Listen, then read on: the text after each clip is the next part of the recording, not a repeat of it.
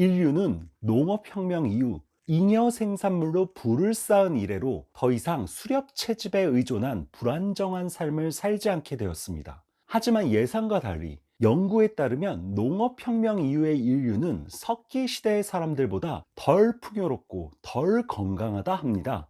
왜일까요? 가난은 그 자체가 괴로운 것이라기보다는 가난에 대한 나의 태도, 주변 사람들의 태도로 인해 괴롭게 느껴집니다.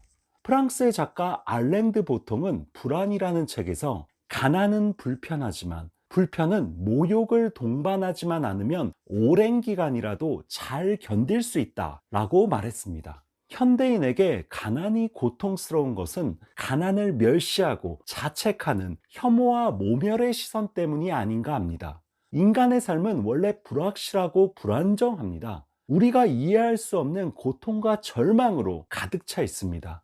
그럼에도 우리에게 서로 기대고 의지할 만한 존재가 주변에 있다면 견딜 수 있습니다. 반대로 물질적으로 풍요로워도 주변에 서로 기대고 의지할 만한 존재가 없으면 인간은 그 고립감을 견딜 수 없습니다. 곧 문제는 돈의 많고 적음이 아니라 좋은 인간관계의 유무라 할 수 있습니다. 돈은 중요하지만 어디까지나 목적이 아니라 수단일 뿐입니다. 그렇다면 목적은 무엇일까요? 목적은 좋은 사람들과의 인간관계에서 오는 삶의 평화로움과 안정감입니다. 이를 위해 돈은 도구적으로 필요한 거죠. 너무 가진 게 없으면 사랑하는 사람을 힘들게 할 테니까요. 하지만 돈을 도구가 아닌 목적으로 삼게 되면 이 또한 주변에 사랑하는 사람들을 힘들게 만듭니다. 돈이라는 것은 참으로 얄궂어서 너무 없어도 괴롭고 너무 많아도 괴로운 것 같아요. 공자는 논어 2인편에서 이렇게 말했습니다. 마을이 윤리적인 것이 아름답다. 이렇게 윤리적인 마을을 선택해서 거주하지 않으면 어찌 지혜롭다 하겠는가? 우리가 원하는 풍요는 단순한 물질적 풍요 그 자체라기보다는 물질적 수단을 통해 내 주변의 소중한 사람들과 안정적으로 삶을 향유하도록 돕는 관계적 풍요라 할 수 있을 것입니다. 이를 공자는 이인이라고 표현한 것이죠. 동아시아 전통의 인간관은 고립적으로 존재하는 것이 불가능한 관계적 인간을 상정하고 있습니다.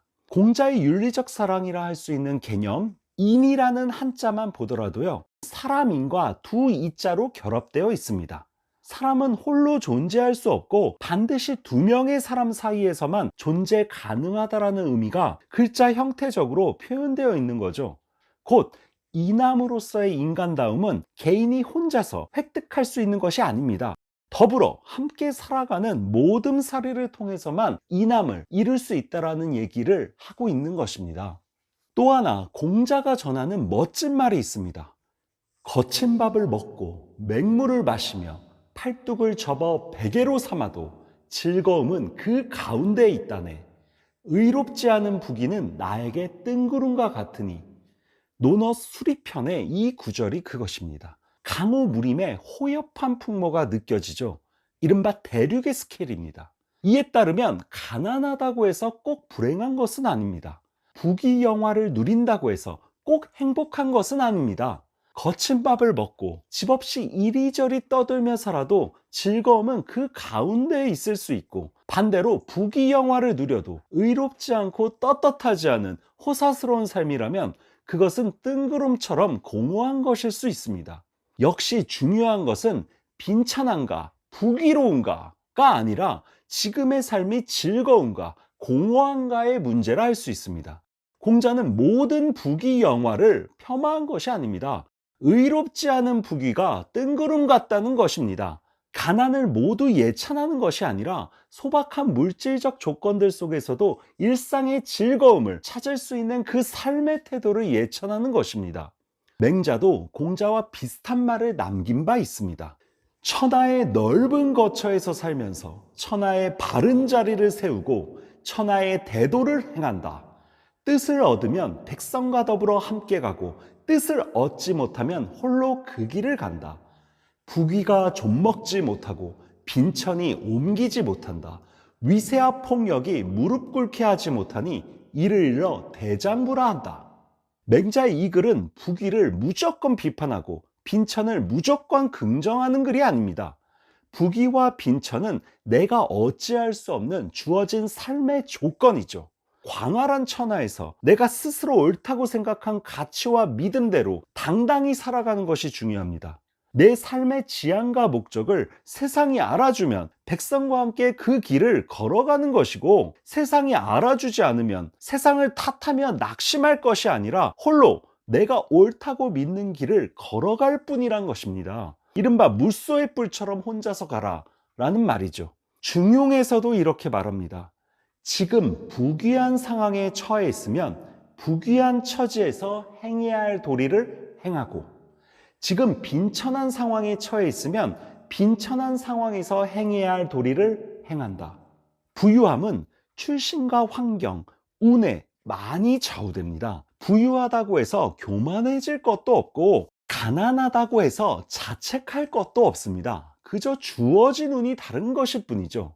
나에게 어쩌다 주어진 상황과 조건이 부귀한 것이라면 그 안에서 내가 마땅히 행해야 할 일들을 행하고, 나에게 어쩌다 주어진 상황과 조건이 빈천한 것이라면 그 안에서 내가 마땅히 행해야 할 일들을 행하면 되는 것입니다. 부귀에도 해야 할 일들이 있고 빈천에도 해야 할 일들이 있습니다.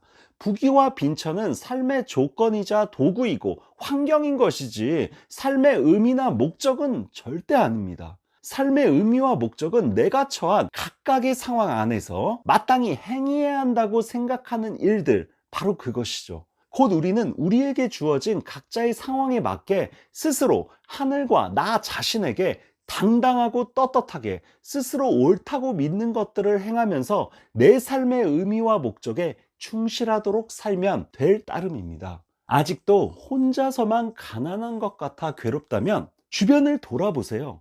혼자서만 가난하지 않습니다. 이 세상에는 가난한 사람들이 정말 많아요. 그런 사람들을 찾아서 함께 적정한 가난 속에서 삶을 즐겁게 향유할 수 있는 길을 찾았으면 좋겠습니다.